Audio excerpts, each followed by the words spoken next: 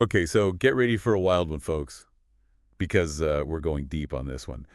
This is the story of Jho Low, this guy who managed to pull off a multi-billion-dollar heist when he was just in his 20s. Yeah, unbelievable. You might be thinking, oh, another Wolf of Wall Street type, right?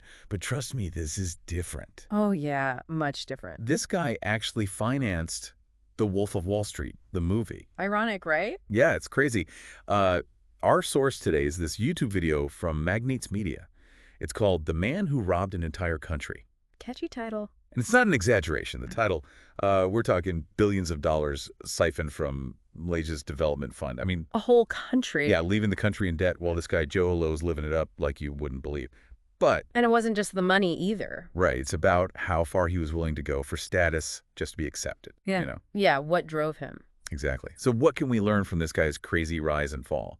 Is this like a cautionary tale about ambition or just a glimpse into how the ultra-rich live Or something else, maybe. Yeah, something else entirely. Let's find out. So even as a teenager at Harrow, this super elite boarding school, Oh, yeah, Harrow. Lowe was obsessed with appearing powerful. He was always putting on a show. It wasn't just pranks, though. Like, he was really crafting this image. Yeah, it was calculated almost like social engineering. Social engineering. Yeah, he was learning how to manipulate systems and people even back then. Wow. So it started that early. There's this story about him borrowing a yacht from a family friend. Oh, yeah, I read about that. But he didn't just borrow it. He made it seem like it was his. He even replaced their family photos with pictures of himself. No way, really. Yeah. That's next level. Yeah. I mean, so he was already thinking about perception and how to impress people with wealth even as a kid. Absolutely. He understood that perception is everything, especially among the wealthy. It's like he was practicing for the big con. Yeah, he was laying the groundwork. And this pattern continued at Wharton, right? Oh, yeah, big time. I read that he plagiarized financial articles to make himself look like this brilliant stock picker. He did, and he was very strategic about who he became friends with. He always targeted the wealthiest students. He's playing the long game. Oh, yeah, and he even started a rumor that he was a Malaysian prince. A prince? Are you kidding? Mm-hmm. So he was building this whole persona before he even had the money to back it up. Exactly, smoke and mirrors. And it all led to that massive birthday bash he threw. Oh, man, that party. It wasn't just a party, though, right? It was an investment in his image. A calculated investment, for sure. Exclusive nightclub, open bar, top shelf, everything. He spared no expense. But wait, I read that he was struggling financially at the time. How could he afford all that? He was stalling payments, negotiating discounts, doing whatever it took to keep up appearances. So it was all about maintaining the illusion of success. It's a perfect example of social proof. Social proof. People judge your worth based on how others perceive you. So by creating this image of success, he was attracting people who could help him reach his goals. Precisely, he was always thinking several steps ahead. Okay, so he's building this network, rubbing shoulders with the elite. Then he takes this networking tour of the Middle East. Oh, yeah, that tour. But this wasn't just a vacation, right? Not at all. He was laser focused on connecting with people who had ties to sovereign wealth funds. Sovereign wealth funds. These are massive investment funds controlled by governments, often with less oversight than other types of funds. So they were more vulnerable to his schemes. You could say that. And this is where his connection to Najib Razak, the future prime minister of Malaysia, comes in, right? Yeah, that connection was key. Lowe had been close with Razak's stepson since their Harrow days. Small world.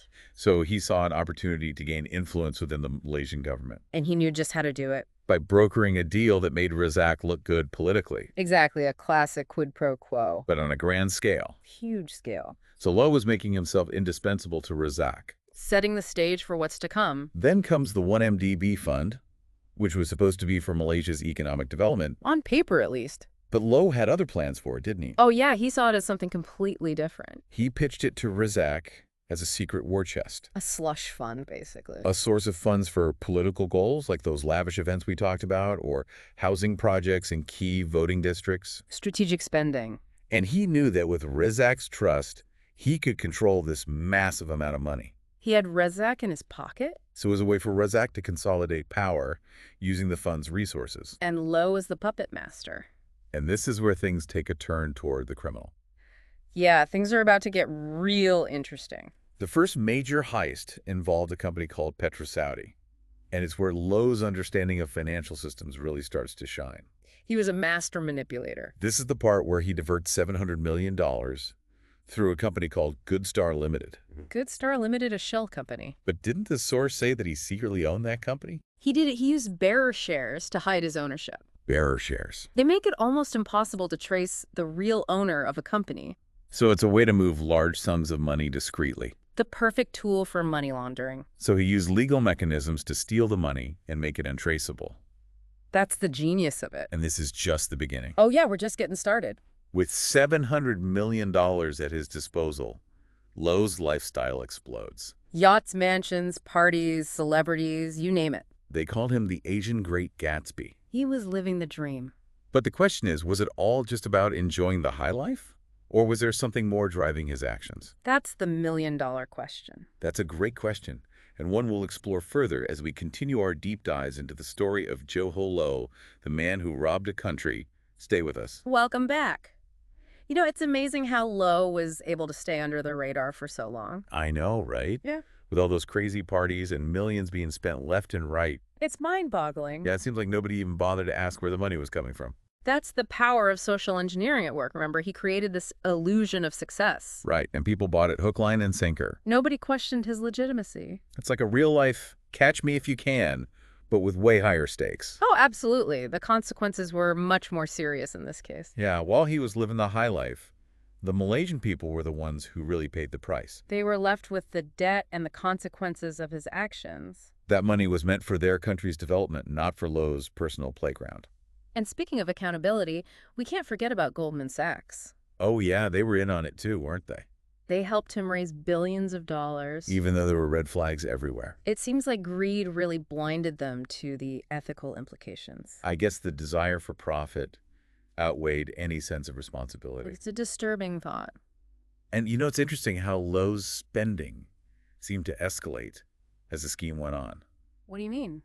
He went from expensive dinners and nightclubs to buying a hotel in Beverly Hills. That's quite a leap. It's like he was trying to convince himself that he belonged in that world. Maybe he was trying to fill a void inside. Or maybe it was that need for validation that we talked about earlier. That constant desire to prove himself among the elite. It's also ironic that he financed The Wolf of Wall Street. You mean the movie about a con man living a similar lifestyle? Yeah, and it was all funded with stolen money. It's a crazy twist. What do you make of that? I think he saw it as a way to legitimize his wealth. You mean through association with Hollywood? Exactly. He wanted to become a player in the entertainment industry and project an image of success. But the real Jordan Belfort, the actual wolf, was suspicious of Low's wealth, wasn't he? Belfort had lived that life of excess, and he knew the signs of ill-gotten gains. So he could see through Low's facade while others couldn't. It's fascinating how someone like Belfort could recognize those red flags. I guess he knew what to look for. So even in the midst of all that extravagance, there were people who had their doubts. But it took a while for those doubts to turn into concrete evidence.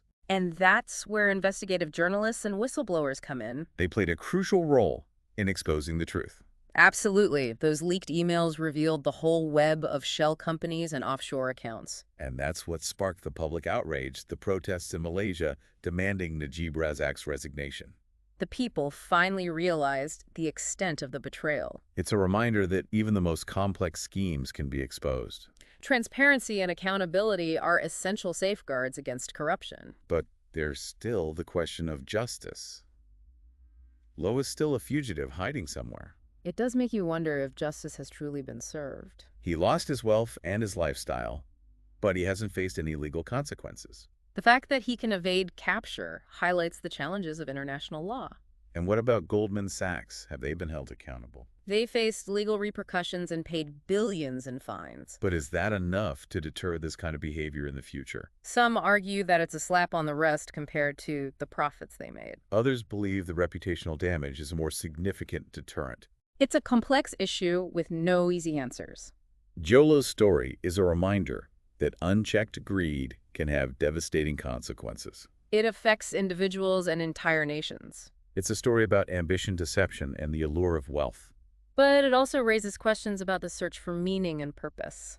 We've talked about the financial and legal implications, but what about the psychological impact on Low himself? What do you mean? He got everything he seemingly wanted, but he ended up a fugitive on the run. That's an interesting point. What are your thoughts on that? Yeah, it's like he always wanted to be the center of attention, but then when he got there, he didn't really know what to do with it. Almost like he was playing a part trying to hide something deeper. Do you think so? I think achieving what you think you want doesn't always equal happiness or fulfillment, you know? That's deep. He had it all: wealth, status, access to the elite, but it seems like it left him feeling empty. And now he's a fugitive living in the shadows. A far cry from those extravagant parties and private jets. It must be a pretty lonely existence. Yeah, constantly looking over your shoulder, never being able to truly relax. It's a complete 180 from the image he worked so hard to create.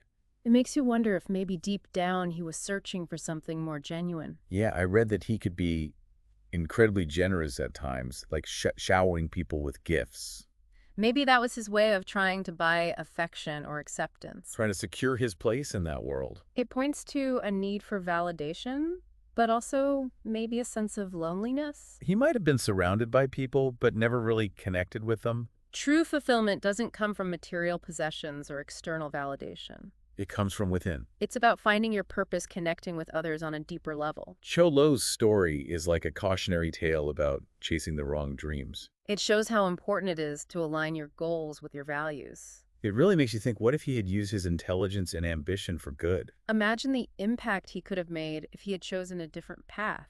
It's a powerful reminder that we all have choices to make. And those choices shape not only our own lives, but the lives of others as well. Well, this has been a fascinating deep dive into the rise and fall of Jho Low, A story of ambition, deception, and the allure of wealth and power. but also a story about the search for meaning and purpose. Thanks for joining us. We hope you found it insightful and thought-provoking. Until next time, keep exploring, keep questioning, and keep diving deep.